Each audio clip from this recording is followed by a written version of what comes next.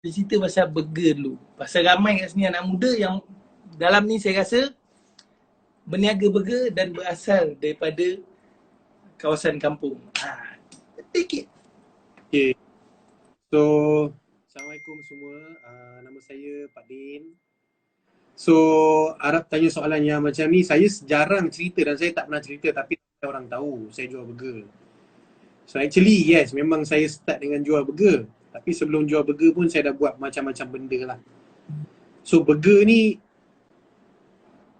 okay. Burger ni apa tu? So burger ni yang senang lah untuk kita start. Kan?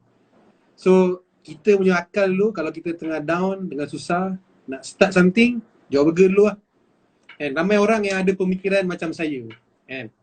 Tapi pada ketika itu tengah trend burger bakar lah. Oh, okey. Itu tahun berapa tu Pak Din? Tahun 2013 ke 2012 kot. Oh, tak ada lah, lama sangat, baru-baru jugalah. Sebelum tu saya buat macam-macam lah. Dan burger tu saya just suka-suka tambahan untuk saya try belajar. Adakah sebelum tu Pak Din bekerja dengan orang ke, ataupun Pak Din rasa macam aku dah bosan nak kerja dengan orang kan, aku nak berniaga burger je lah, macam tu? Sebelum tu saya buat printing, saya buat fotografi, saya banyak bisnes yang kreatif lah. Yang berkait dengan design lah, printing. Sebab saya suka benda yang cantik, yang kreatif. Saya suka design. And then pada tahun 2012 tu, masa trend burger bakar tu datang, saya rasa macam aku nak give a try lah. Nak jual burger bakar. Sebab that time nak pergi burger bakar, buat printing, buat fotografi. Buat photo state semua lah? Macam mana? Buat photo state semua lah? Photo state tak lah. Saya buat printing specific for wedding. Oh, okey. Maksudnya macam Wedding kad kahwin, gambar orang kahwin. Yes. Oh ya. Okay. Yes. So dulu memang saya selalu pergi shoot wedding tau dengan Loki. Oh ya. Yeah. So adalah gaya pun masih ada lah kan, gaya seorang fotografer wedding tu kan, pasal dia suka pakai seluar slack dengan dia pakai t-shirt hitam round neck. So itu salah satu karakter fotografer wedding kan, dia kena pakai baju hitam. So kalau wedding tu katakan majlis tu pakai kot, dia pun selamat. Kalau majlis tu pakai baju Melayu, so dia pun masih selamat. Itulah karakter fotografer wedding. Kita fotografer kampung. Selalunya kampung ni tak ada protokol sangat lah. So korang boleh pakai apa je korang nak asal kemas. So point dia, bila kita dah berniaga wedding, bulan puasa kan selalunya tak ada wedding kan? So kita berniaga lah pasar Ramadan, jual burger bakar kat pasar Ramadan. So bila jual burger kat pasar Ramadan tu, orang beratur panjang. Okay. Kan? Kita orang printing. Ni dekat Tampin ni? Tampin. Kita selalu buat printing. Jadi kita buat advertising stall tu cun-cun sikit kan. Jadi orang beratur. So habis, time tu Afiq tengah sekolah. Dia tolong saya. Afiq tengah sekolah, bukan dia tengah bincang, dia tolong saya. So dia tolong saya jual burger tu, nak jadikan cerita lepas bulan puasa tu orang request untuk buka gerai ke kedai ke. Jadi saya pun buka gerai. Simple-simple kan. Pakai kamera, saya start set up. Dan orang ramai juga. Alhamdulillah. Sebab Afiq kot yang jaga. Kan? Hai. Dia lain. Tapi apa yang saya belajar selama hari ni adalah ramai orang dia tak nak cuba up apa yang dia buat. Dia tak nak up level, dia tak nak naik. Bila dia buat burger, dia nak buat burger je. Bukan tak boleh, boleh. Saya buat burger juga. Tapi apa yang saya buat, bila market ada, saya cakap, why not saya buat franchise? Okay. Jadi saya start jual franchise. Jadi orang guna nama Din Burger Bakar tu kat macam-macam tempat. Jadi saya buka kilang daging, saya supply daging. Oh. Jadi at one point saya pernah ada 300 kios. Yang 300 kios. Din Bakar nama dia. Din Burger Bakar. Din Burger Bakar Yang berdaftar franchise saya lebih kurang dalam 800 orang. Yang aktif 300 ke 400 lah. Jadi saya supply lah daging, kan. So business model saya berubah. Daripada saya just jual burger, sekarang ni saya ajar orang lain untuk jual burger dan saya supply barang. Okey. Dekat situlah saya start build cash flow yang baik. Kan, sebab kita jual benda makan, hari-hari duit masuk keluar, okey, alhamdulillah time tu. Kita jual daging pula. So daripada situ saya start rasa macam, saya kena expand. Saya kena expand business. Apa yang saya nak buat lagi? Dan that time, vape tengah hit. Okey. 2014. Masa tu vape dah ada dah. Market dah. vape tu dah ada dah. Ya. Kan? Jadi saya pun rasa macam kawan saya cakap, jual vape lah. Saya pun pergilah jual vape kat kedai burger tu. So saya dah macam sekarang kedai saya. Saya pun letaklah stall vape. Ada amari vape lah. Saya pun jagalah kaunter tu. Mesti orang tengok kan. Saya jaga vape. So bila saya jaga vape, saya rasa macam sale vape ni sekecil-kecil kaunter ni lagi banyak daripada kedai burger tu. Oh, okey. Kedai burger tu sale 3,000, 2,000. Vape tu sale 4,000, 5,000. Saya cakap ini sudah bagus. Kan? Ini dah kira lain macam ni. Satu kios je saya boleh buat sale lebih banyak daripada kedai vape. Dan saya start rasa macam apakah benda ini? Okay. What is Dan this? What is this? Jadi saya pun start plan. So bila kita start plan, kita start nampak opportunity dan we really try to make sure kita boleh jadi sesuatu yang luar biasa lah dalam industri itu. Dan alhamdulillah selepas beberapa tahun, banyak tahun, saya rasa is a good start. Dan saya rasa kita just baru start, kita baru mula, baru 6 tahun baru start. And to be honest, is a really good start. Satu permulaan yang sangat bagus untuk kita orang. It's a long way to go tapi sangat menarik lah, interesting.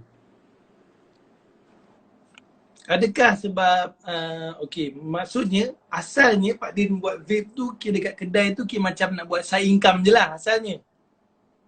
Kan? Nak belajar. Yes, nak buat side income dan nak belajar. Okey. So asalnya dekat kedai tu, dekat kedai burger tu. Yes. Kedai burger tu di mana tadi? Tampin, Negeri Sembilan. yes. So pada ketika itu maksudnya Pak Din nak jadikan Pak Din punya side income ni asalnya side income tetapi dia jadi passive income. Nampak ayat? Betul tak? Passive income. So kadang-kadang benda yang kita buat 2-3 dalam satu masa ni, masa itulah baru kita jumpa mana yang tepat. Adakah begitu? Saya boleh cakap ya. Dan saya tak adalah memang berniat nak jadi usahawan vape pada ketika itu. Tapi lepas saya nampak macam menarik, saya start buat. Tapi the best part is lepas beberapa tahun saya buat vape, ada satu point tu, because the goal pada mulanya adalah kita nak buat duit. Nak buat bisnes nak buat duit kan. You nak dapat duit banyak kan. So pada tahun 2015, 2016 tu bila benda tu mendapat sambutan yang luar biasa dekat luar negara, kita rasa macam kita capai benda yang luar biasa. Macam mana pula Pak Din dapat pergi luar negara? Tu soalannya. Tu yang soalan semua orang akan tanya confirm. Macam mana Pak Din nak pergi luar negara? Macam mana produk kita boleh pergi luar negara? Macam tu. So adakah kita sendiri kena pergi luar negara ataupun kita kena call orang luar negara tu datanglah sini, oi tengok barang aku. Ataupun kita kena pergi macam event-event yang di luar negara ke? Kita kena beranikan diri kita ke? Okay. So dia bergantung pada industri lah. Okay. Dalam industri macam saya ni, industri tu sangat baru pada ketika itu. So bila industri tu sangat baru, opportunity tu sangat besar. Okay. Kan? So dan pembuat liquid time tu kebanyakannya daripada US. Pembuat liquid lah. Oh. Orang yang buat liquid yang paling famous kebanyakan daripada US. Brand yang famous kebanyakan daripada US. So is a challenging juga untuk kita orang yang daripada Malaysia untuk perkenalkan produk Malaysia ni dekat luar. So apa yang kita buat? Kita tahu produk kita bagus, packaging kita bagus, brand kita bagus, kita punya positioning sangat bagus. Dan kita memang daripada awal saya cakap dengan tim saya, kita kena jadi worldwide. Kita tak boleh Malaysia. Kita kena jadi Nasty ni kena worldwide. Sebab tu kita bagi dia punya Instagram account dulu nama dia Nasty Worldwide. Oh, memang daripada asal nama Pak Din dah letakkan Nasty Worldwide. Yes. Yes. Oh, Kita tahu, masuk kat situ. kita set, kita rasa kita akan berjaya bila kita pergi worldwide. That's the orang kata spirit lah. Dan saya ni selalunya ambitious. Saya punya sikap saya macam tak berpuas hati dengan apa yang saya capai. Saya nak capai sesuatu yang besar. So, Pak Din dah dapat tu pun Pak Din rasa macam tak cukup lah, tak puas lah kan. Yeah, Cukup so, lah aku rasa. Best part. So bila kita dah pergi worldwide, kita dah menang banyak anugerah, kita dah alhamdulillah bisnes bagus, jual banyak botol. At one point saya rasa down. Sebab apa down? Sebab in the end of the day, bila kita buat duit ni belum tentu boleh buat kita rasa seronok tau. Iya ke? Kita dah capai dah jualan tu. Kita dah capai dah jadi best brand ke, masuk macam-macam market, kita dah capai. So apa next? What's next? So kita perlukan benda ataupun challenge yang lagi besar untuk kita buat. Sebab pada ketika itu, bila kita dah capai banyak benda, kita dah selesa kan. Dah selesa ni kan dia rasa macam tak best dah. Yelah, So saya dah berada di comfort zone rasanya macam tu. Yes. So di situ kita kena tengok balik apakah purpose kita. So purpose ni something yang beyond macam-macam benda. So kebanyakan kami yang hebat atau sukses, dia mesti ada. So what is our purpose? So adakah kita punya purpose nak buat duit? Kalau kita nak buat duit, kita takkan bertahan lama. So saya start balik, apakah benda yang saya nak buat? And then when kita brainstorm, kita tengok macam-macam case study, tengok macam-macam orang buat, kita rasa macam, guys, kita patut buat device untuk bantu orang berhenti merokok. Oh, itu yang puncanya dapat idea buat NSYNC tu. Yes. Betul, ni NSYNC ni. Yes. Sebab NSYNC ni dia mungkin ada yang tak faham. Saya explain sikit lah saya masuk sikit. Okay, NSYNC ni dia untuk orang berhenti merokok. So dia ada nicotine. Yang ni dia adalah vape. Vape ni adalah untuk vapers. Lebih kepada macam selama ni korang hisap lah. Yang itu macam konsep shisha. Faham tak? So ni memang khusus untuk orang berhenti merokok. So Pak Din punya Pak Din letakkan set. Okay, aku dah achieve dah kat Nasty. So sekarang aku nak orang berhenti rokok pula. Macam tu lah maksudnya. Yes. Sebab kalau kita nak tahu lah, dekat Malaysia lah setahun lah 25,000 orang mati sebab rokok. Oi, tu lagi ramai daripada corona. Yes, exactly. So bapak saya perokok tegar dan saya perokok tegar. Masa saya jual Desi Juice, saya adalah perokok lah. So kalau awak datang office kita orang dulu, rokok ni memang isap dalam office. Okay. Sebab semua orang perokok. Dan bila kita start set our purpose to really helping people quit smoking supaya dia ada kehidupan yang lebih baik, dan kita start R&D dan kita sendiri berhenti rokok, dan saya rasa macam yes, kita kena keluar produk ni. Walaupun investment dia besar ketika itu. Dan tim tak besar sangat lagi. So maksudnya Pak Din beranikan jadi, buat je. Lantaklah maksudnya okay, Pak Din dah ada profit dah dekat Nasty ni. Okay, Pak Din dah ada duit profit. Di mana duit tu sepatutnya Pak Din dah boleh berbelanja sakan dah. Pak Din boleh jadi dan berserian dah. Kan? panggil giggle kan. Oh. Tetapi Pak Din beranikan diri, kan, yang saya nampak lah. Pak Din beranikan diri, selamba je tak apa, kita invest je. Kan? Kita buat je dulu. Padahal benda ni benda yang pertama kali ada. Kan? Terutamanya di Malaysia Pak Din yang pertama buat benda ni. So Pak Din tak ada rasa aku macam takut-takut ke kan. Aku invest banyak, ambil lebu penat-penat aku cari ni, 4-5 tahun ni cari ni. Nak lebu kan macam ni. Kalau tak jalan macam ni. Takut memang takut lah. Sebab investment besar dan nak run company NSIC ni run Nasty Juice. Okay. NSIC should run in really professional punya cara. Okay. Nasty Juice ni macam sebelum ni macam vape company lah. Vape company semua orang santai je. Kan? Tapi nak run NSIC ni kita kena ubah cara kita berfikir. Kena ubah cara kita bekerja. The culture kena ubah. Banyak benda kena ubah. Dan kita kena educate diri kita tentang stop smoking punya kind of product. Kena educate diri kita tentang teknologi. Kena go deep. Bukan saja just bancuh flavor dah.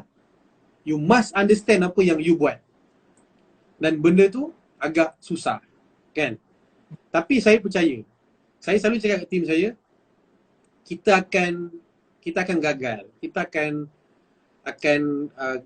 akan jumpa macam-macam benda lah. Macam-macam kesilapan yang kita akan buat. Tapi kesilapan ni akan buat kita sukses nanti. So dia takkan jadi singkat, dia akan jadi a marathon. Akan jadi satu benda yang panjang untuk kita capai. Bukan singkat. Dan Alhamdulillah, hampir 3 tahun NSIC, saya rasa NSIC dah bantu hampir 200 ke 300 ribu orang berhenti merokok di Malaysia. Power, nampak? Berani dia. Saya ada satu soalan ni, soalan saya buat. Okay, saya nak tanya Pak Din. Dalam tim Pak Din, kan? Saya tengok tim Pak Din ada ramai. Okay? Dan nak kontrol orang ramai-ramai ni bukan senang. Nak jaga hati semua bukan senang. Dan semua sekali pula saya tengok 95% adalah semuanya muda, umur bawah 30. Okay, daripada umur 20 sampai umur 30 je. Yang umur atas tu adalah seorang dua kalau terjumpa. Kalau takkan terjumpa lah.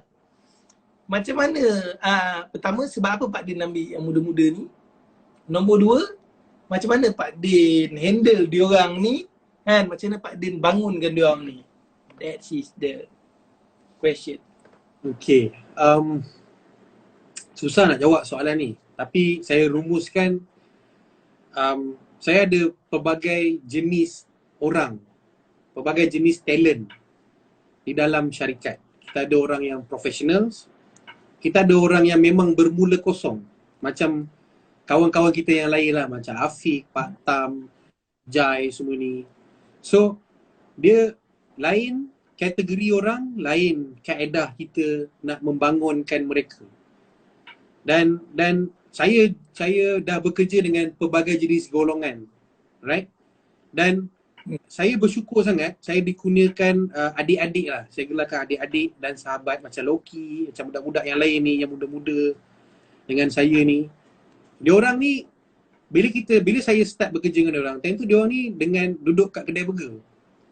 Oh, kan? okay. Diorang ni habis sekolah. Diorang ni baru habis sekolah, tak tahu nak buat apa. Saya ambil diorang, kita buka kedai burger.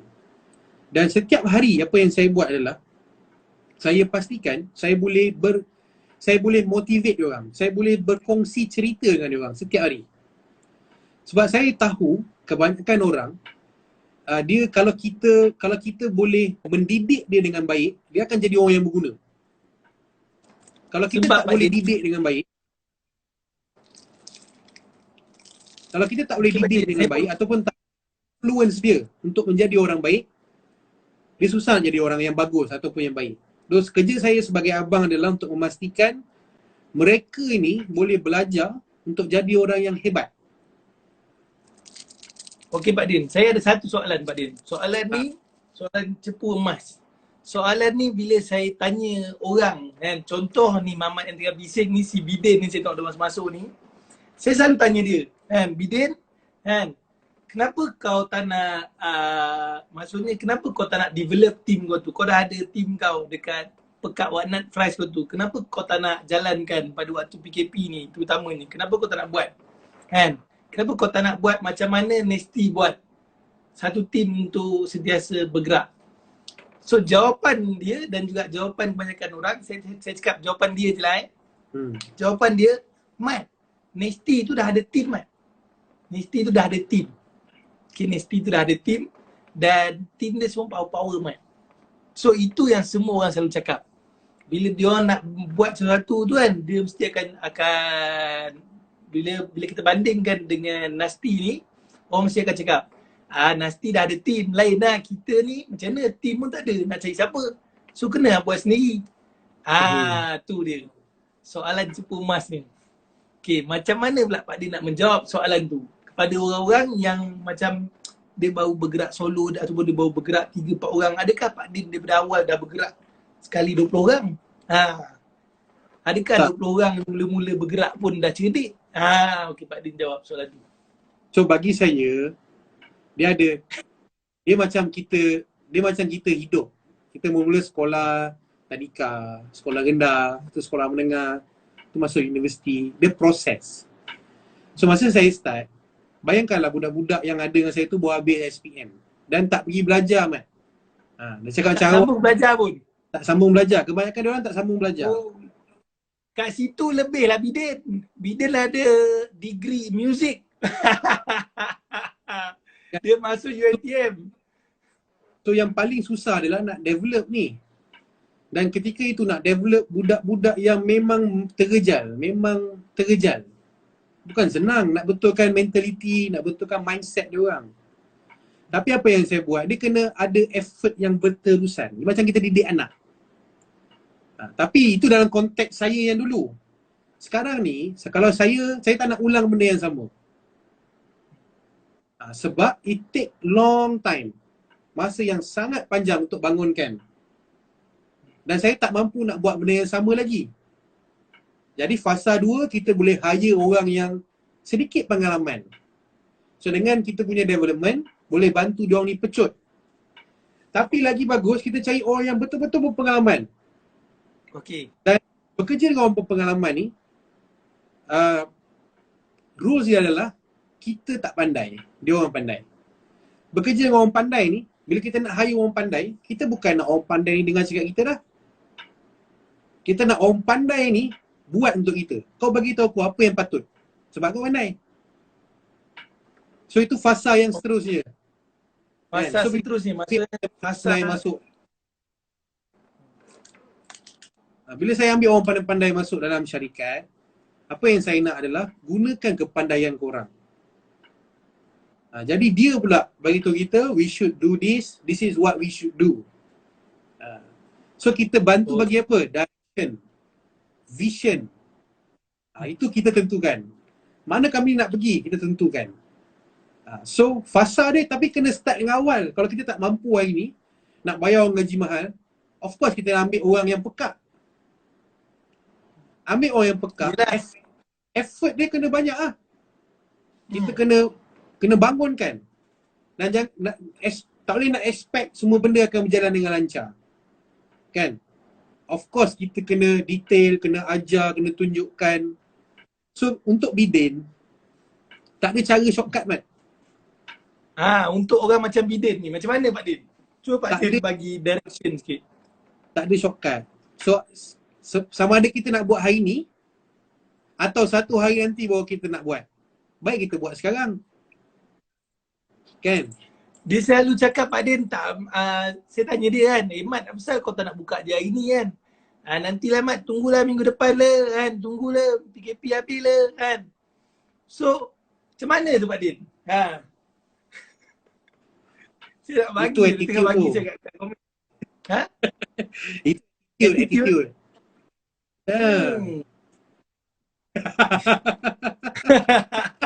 So maksudnya, okay, yang Pak Din cakap, Pak Din hire orang tu kan, okay, Pak Din dah reach one level. Okay, Okay, Pak Din dah ada duit, Pak Din dah ada kuasa, Pak Din dah ada company, Pak Din dah ada budak-budak.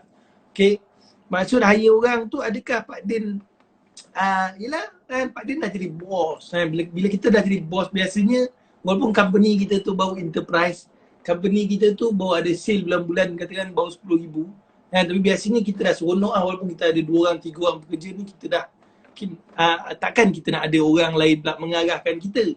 So adakah Pak Din meletakkan orang lain tu, Pak Din hire pula orang profesional yang lagi tua daripada Pak Din?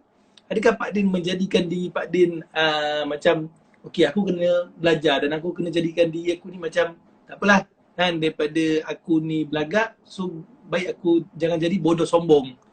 Tu ayat dia. Betul ke? Betul. So banyak reference yang kita boleh tengok dalam konteks ini. So kalau kita orang paling pandai dalam company tu, something wrong.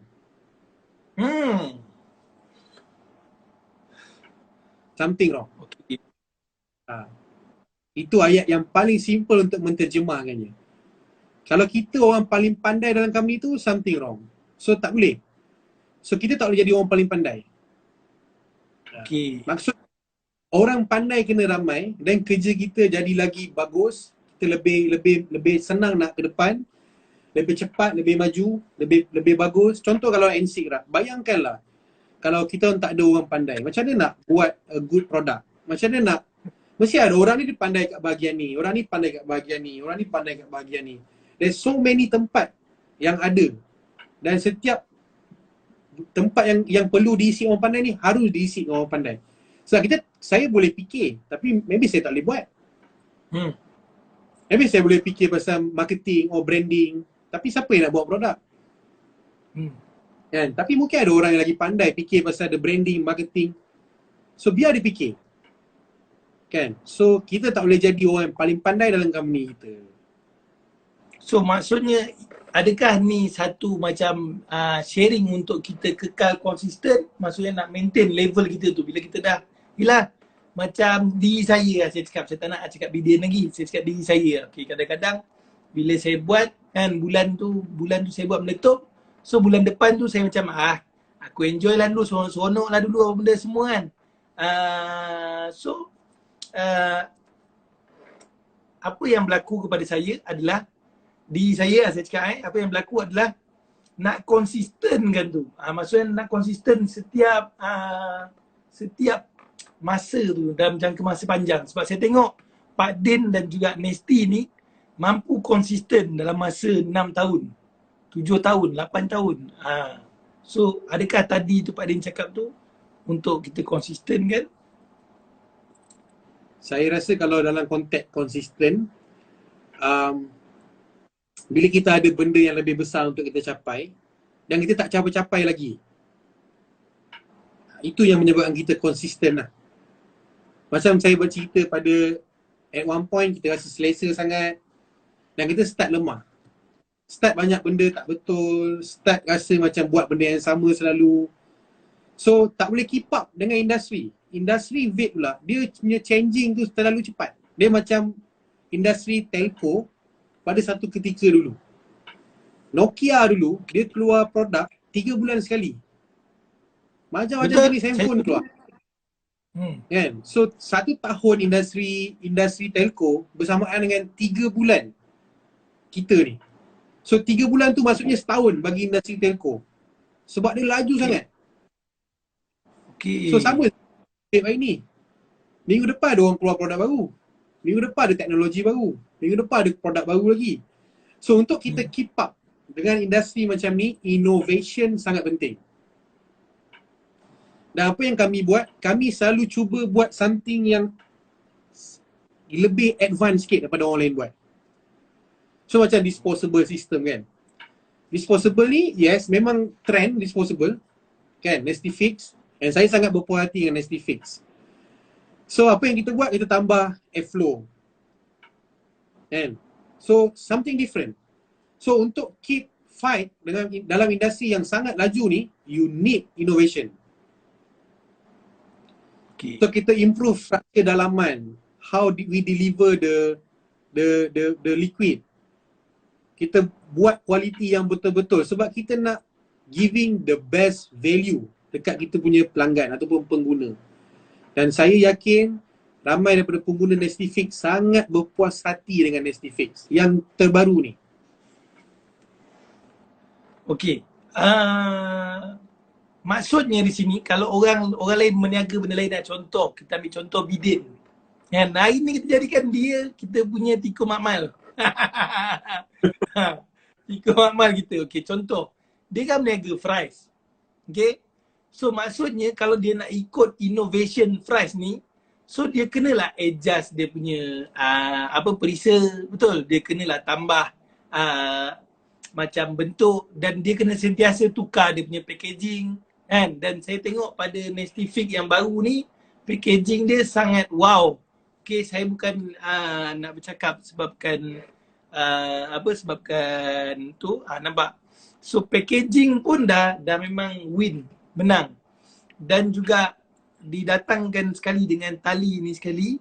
So nampak sangat cantik. Dan adakah upcoming nanti Pak Din berfikir nak buat merchandise ke, buat baju ke balik semua bagai untuk Nestifix ni mungkin? Ada. So actually 2019 dengan 2020 ni cabaran memang banyak. Betul lah. Kami sendiri ada banyak benda yang kami belajar. Bukan saja dari sudut pandemik. Kita berhadapan dengan isu quality product NSIC 3 pada awal tahun lepas launching kena ada isu. So kita orang belajar lagi. So there's so many room to improve. Terlalu banyak ruang untuk improve setiap hari. So apa yang kita belajar lepas kita buat NSIC 2, NSIC 2 ada problem sikit. Kita cakap okay, NSIC 3 kita mesti perfect sebab kita dah belajar dengan NSIC 2. Tapi bila kita keluar NSIC 3, still ada problem yang kita tak dapat define lebih awal berlaku. Then kita percaya when kita buat Nestifix kali ni, it's gonna be a perfect product. Dan Alhamdulillah, it's what happened to Apple juga. So dalam permulaan Apple, masa Steve Jobs buat produk dia, banyak juga problem. Banyak juga model-model awal. Dan Apple dah hampir 20-30 kan, dah 30 tahun. So now dia dah dekat fasa yang sangat matured dalam konteks innovation. Dan bila dia sampai dah keluar chip dia orang sendiri, it's something yang sangat baik. So ramai kita punya usahawan hari ni, problem kita adalah kita comfort dengan apa yang kita dah buat dan kita tak nak start with zero. Start with zero ni, kalau kita buat burger, okay, ramai usahawan kita buat tapi masih ramai lagi yang tak buat. Kalau macam contoh Bidin tadi kan, dia buat fries. So dalam konteks fries tadi, apa benda lagi yang dia boleh buat? Contoh, why not Bidin come up dengan dia punya own sauce? Why not dia come up dengan dia punya own a different type of packaging dalam konteks dalam konteks COVID ni, orang tak boleh pergi kedai, macam mana dia boleh come up something different? Dan start with zero ni, Elon Musk guna konsep ngam-ngam Bidin. Ngam-ngam Bidin komen, Bidin the new Elon Musk dia kata. Elon Musk dia guna konsep start with zero. So that's why bila dia nak buat kereta, dia tak buat macam kereta orang lain sebab dia start with zero. So dia come up with kereta yang menggunakan teknologi bateri yang ketika itu tak ada orang guna. Dan hari ni dia sukses. Why? Dia start with zero. Dia nak buat roket, spaceship. Dia start with zero. So start with zero ni antara ada buku dia start with zero. Ke apa tajuk buku dia saya lupa. Tapi saya pernah baca petikan-petikan daripada buku tu. Dan saya rasa the methodology ataupun the concept adalah bagus untuk kita cuba kaji dan belajar. Sebab NSIC ataupun Nestifix, kita tak ambil produk ni daripada China, ambil sebiji-sebiji, kita print nama kita, tak. Kita try to understand the structure. Kita try to understand the engineering behind it. Macam mana dia punya PCB work, macam mana dia punya pembakaran punya system works, macam mana airflow dia works, how can we improve the airflow. So benda-benda tu yang buatkan kita lebih ke depan daripada ramai kompetitor yang lain. So tak kisah kita buat apa, kalau aku buat burger, orang semua pakai source live. Macam mana aku boleh come out dengan source aku sendiri? Dan source aku tu akan jadi something yang special untuk aku. Orang semua pakai burger Ramly, macam mana aku nak come out dengan daging aku sendiri? Macam mana aku nak come out dengan roti aku sendiri? So benda tu buat kita boleh bertahan lebih panjang di pasaran. So adakah ini satu tip untuk orang yang nak mulakan perniagaan? Maksudnya ketika ini punya situasi semua kan, so orang nak mulakan perniagaan, nak mula bisnes. Adakah apa yang Pak Din cakap ni adalah satu tip? Maksudnya kalau kau nak buat bisnes zaman sekarang, kau kena buat something different sikit. Maksudnya different daripada segi packaging, different daripada segi look. Betulkah begitu? Betul. Dan wherever kita nak start business, kita kena menilai dulu kita punya tahap risiko besar mana. Right? Okay. Betul tak Arab? Orang dia ada dalam akaun dia 10,000. Ada orang dalam akaun dia tak ada duit. Macam saya start berniaga dulu, saya tak ada duit sangat. Saya pinjam orang duit. Ada orang dalam akaun dia ada 100,000. Ada orang dalam akaun dia ada juta. Ada orang berjuta-juta. So setiap orang ni dia ada different risiko punya, dia different appetite dan dia ada different risk. Right? So kalau kita ada duit banyak, saya cadangkan kita buat something yang related to technology. Kita buatlah teknologi apa-apa pun. Cari something yang different. Work like a startup. Jangan just buat produk kecantikan. Jangan just fokus kepada tu saja. Kita kena tengok skop tu lebih besar sikit. Apa problem yang besar? Contoh macam NSIP, dia menyelesaikan masalah perokok. Ada 7 juta perokok kat Malaysia. So maksud dia adalah problem yang untuk kita selesaikan. Itu kalau kita punya appetite besar, modal besar. Tapi kalau modal kita kecil, sederhana, kita boleh kata modal RM10,000, we can tengok apa benda yang kita boleh buat daripada modal RM10,000. Tapi kalau tak ada modal, kan? Tak ada modal, tak semestinya tak boleh berniaga tak? Tu soalan saya. Soalan saya kalau orang yang tak ada modal langsung ataupun dia nak berniaga, kena pula time PKP yang betul-betul lockdown, full lockdown dan ni start esok ni, kan? Dah lah penyebab, kita jangan cakap lah. So, sekarang ni semua orang boleh kata otak semua jam. So, itu salah satu punca kenapa saya ajak Pak Din live malam ni lah. Kan? Sekarang ni semua orang otak jam. Kan? Duduk rumah, jam. Nak tengok akaun bank pun jam. Kan? Nak start business lagi takut. Kan? Nak start business, nak keluar modal semua takut. So, adakah dengan bila orang-orang yang baru nak start bisnes ni, adakah dia perlu berniaga buat produk dia sendiri? Adakah dia perlu buka kedai burger dia sendiri? Adakah dia perlu beli je kemah, kan? Bedal dia buka lah tepi jalan esok, kan? So ataupun dia hanya menjadi agent ataupun dikatakan low risk lah, kan? Ambil risiko yang rendah je dulu, jangan ambil risiko yang tinggi dulu untuk current punya situation. Kita cakap pasal situasi hari ni. Tu ada orang komen, jadi dropship. So kebiasaan dia lah. Sekarang ni dah mudah. Dia tak macam zaman dulu. Dulu internet tak ada, akses kurang. Jadi dulu zaman saya kecil ataupun zaman kita remaja dulu, tak ada duit, kita buka burger. Burger Ramly lah paling senang. Modal 1,000 dah boleh buka lah berniaga.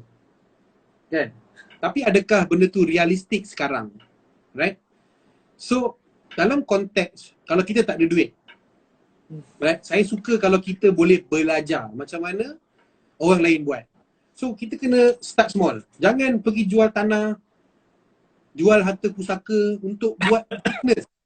Sebab yang pentingnya adalah, nak buat bisnes yang pentingnya adalah kita punya kefahaman, kita punya knowledge, kita punya pengalaman. This is important.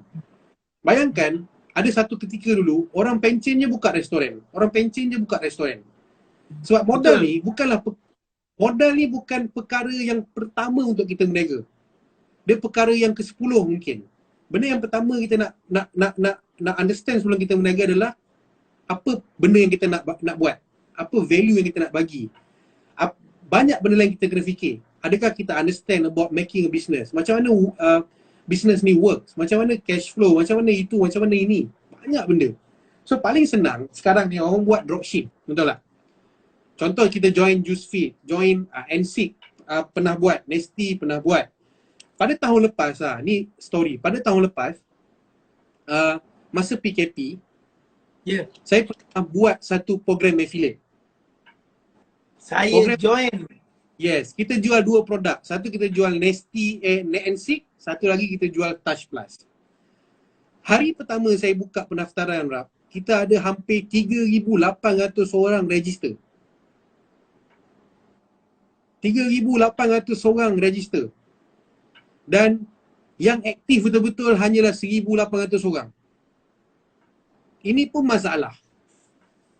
Kita suka sangat tengok peluang. Tengok peluang ni ambil, tengok peluang tu ambil, tengok peluang ni ambil, tengok peluang ni ambil. Lala kita tak buat apa-apa. So 1,800 orang buat dan kebanyakan orang semua buat duit. Walaupun ada yang buat just RM60, RM80. Tapi yang paling banyak buat duit time tu adalah RM18,000. Belas ribu pun ada tanpa keluar modal tau. Tu yang paling penting. Betul, saya join. Yes. Promote link. Dan saya rasa dan tahu saya Nesty Fix memang tengah nak buka program affiliate sebab lockdown bersambung. So dan yang best part adalah kita kena ambil program-program macam ni dalam konteks yang berbeza. Kita kena ambil program ni bukannya untuk just buat duit tau. Kita kena ambil join program-program macam ni untuk kita belajar asas. Belajar asas nak berniaga online. Cabar diri sendiri untuk buat sesuatu yang berbeza. Belajar technicality, nak buat copywriting ke, nak buat post macam mana ke, belajar. Dan Nesty dan NSIC dengan kepakaran yang kita ada, kita buat kelas selalu. So kelas-kelas ni percuma. Dan kadang-kadang saya yang masuk kelas tu ajar apa yang saya faham, berkongsi. Dan banyak lagi sahabat-sahabat saya yang lain dalam company yang akan ajar. So bila kita ajar secara percuma, korang boleh ambil ilmu tu nanti and one day bila korang nak berniaga, implement, apply. Ni dan benda tu Pak Din. Ni ya, okey. Pin. Cuba pin Rap. Jap, saya pinkan. Okey. Pin komen. Okey. Cuba saya ceritakan ni pengalaman diri saya sendiri. Saya tengok waktu time Pak Din launching affiliate tahun lepas, waktu time first total lockdown tu. Kan, kemudian waktu tu kan saya tengok kan semua orang join. Waktu semua orang buat sale. Saya join kira lambat tau. Saya join kira lepas seminggu atau 2 minggu. Saya call Afiq, saya cakap, Afiq, kan, kau tak ada pun ajak aku join affiliate ni kan. Lepas tu dia pun cakap, bang, takkan affiliate macam ni pun abang nak join. Lepas tu saya cakap, agak-agak lah PKP kot ni kan, MCO ni kan. Aku bukannya ada income banyak sangat pun kan. Bagilah aku juga, offer aku juga. So apa saya buat waktu tu Pak Din? Tujuan saya join affiliate pada bulan 3 tu sebab saya pertama sekali saya memang nak cari duit dah. Tipu orang kata tak. Nombor 2, saya punya motif adalah saya nak belajar apa itu affiliate. Kan? Apa bendanya affiliate ni. So saya tengok tak payah keluar modal. Simple as simple. Kita hari-hari hanya post link je. Dan kita tak payah pergi ke pejabat pos. Kita hanya duduk kat rumah. Kita gunakan apa medium yang kita ada. Contoh yang paling mudah kan, kita ada nombor kontak. Dalam setiap phone orang, semua orang ada phone kontak. So phone kontak masing-masing kurang-kurang ada 200 ke 300 kontak nombor phone. Kan? Kita blast je lah mesej. Kalau kita cakap kita ni tak famous ke, kita ni Instagram ke, Facebook ke, TikTok, kita tak ramai orang, kita gunakan circle yang kita ada. Kan kita ada kontak apa? Semua orang dalam phone masing-masing ada kontak apa, dan semua orang dalam kontak kita tu, apa kata satu hari tu kita buang je malu kita tolak malu kita ke tepi, kan? Pasal benda senang. Dah lah tak payah pegang barang, tak payah keluar modal. Lepas tu saya pun try buat benda tu. Saya blast dekat phone kontak saya blast dekat saya punya Instagram, saya blast dekat saya punya grup WhatsApp. Dan tiba-tiba hujung bulan tu kan, saya buat benda tu adalah, saya ingat 4 hari ke 5 hari je saya buat. Lepas daripada tu saya dah ada dapat job supply face mask. Dapat job. So saya pun dapat benda lain. So saya pun pergi lompat je buat benda lain. Okay. Tiba-tiba ujung bulan tu, Afiq mesej saya. Bang, nombor akaun? Saya kata, nombor akaun untuk apa kan? Tiba-tiba saya tengok dalam akaun bank saya ada RM3,000. RM3,000 yang saya rasa macam, itu hari aku blast mesej je pun kan. Tak keluar modal, tak buat apa pun, aku buat benda tu pun 3 hari 4 hari je pun kan. Saya dapat RM3,000 sebulan waktu time PKP tu. Di mana RM3,000 tu kan, saya lepas bayar rumah, kereta waktu tu dapat okay. So saya lepas bayar rumah, saya lepas bayar bil telefon, saya lepas bayar beberapa bil semua lepas. Okay. Yes. So yang Afiq tengah pin ni adalah cara-cara untuk korang jadi ambassador dalam Nesti dan juga untuk korang join program terbaru daripada Nesti Fit. So apa pengalaman aku, itulah aku kongsikan dekat korang kan. Dan juga saya rasa Arab punya kelebihan satu je. Arab ni dia tak pernah segan, dia tak pernah malu untuk cari duit. Yang penting halal. Kan? Dia boleh hari-hari datang ke office, tanya macam-macam bondo buat orang puning. So dia memang tak malu lah. Dia memang malu untuk belajar. Dan saya rasa kita kena belajar daripada Arab macam mana dia jadi orang yang really eager untuk belajar sesuatu. Itu something special dengan Arab lah. Sebab saya belajar benda ni yang saya belajar benda ni sebenarnya daripada 10 tahun lepas lah. Waktu time dia sebenarnya kita belajar hidup ni bukan ketika kita senang. Sebenarnya kita belajar ketika kita kosong sen. Ketika kita tak ada duit langsung. Waktu itulah sebenarnya itulah orang cakap ayat ni saya dapat ayat ni daripada Pak Din sebenarnya kan.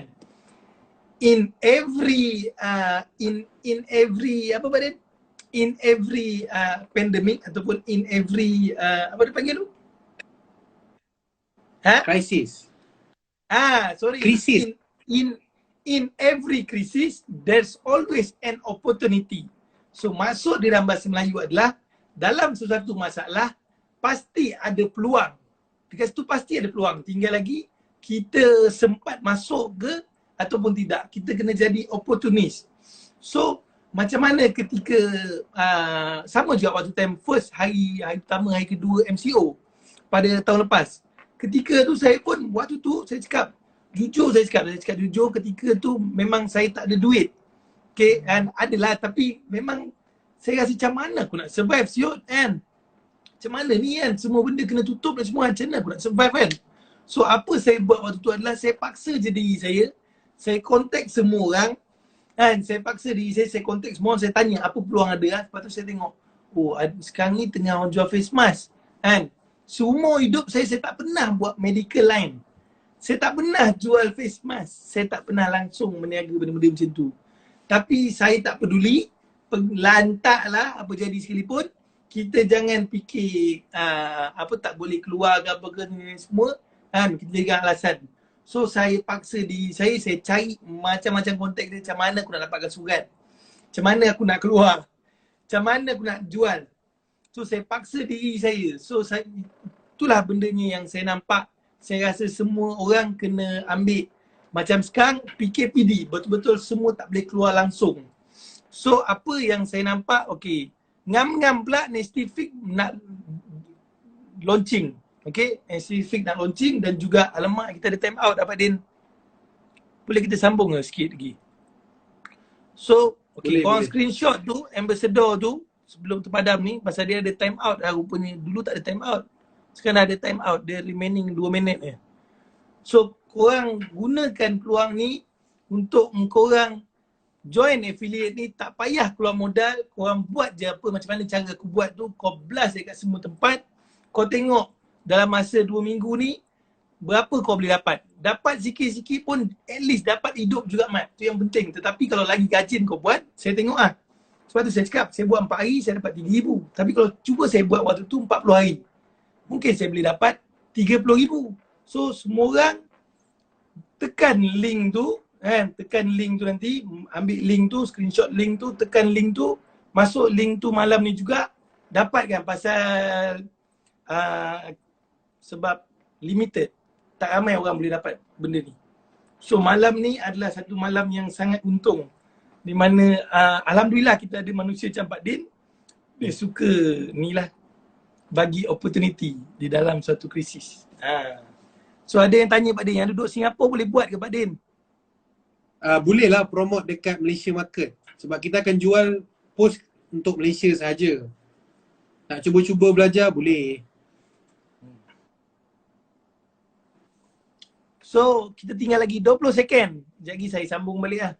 Boleh. Okay, saya sambung balik dan juga link ni saya akan letak dekat saya punya IG story. Nanti semua orang boleh swipe up ke IG story saya. Okay, semua orang boleh register kat IG story saya. Simple as simple. Kau masuk detail korang. Senang sangat-sangat. Pak Din tak nyanyi. Kena sambung balik. Sekejap. Kita padam dulu, kita sambung balik Sekejap.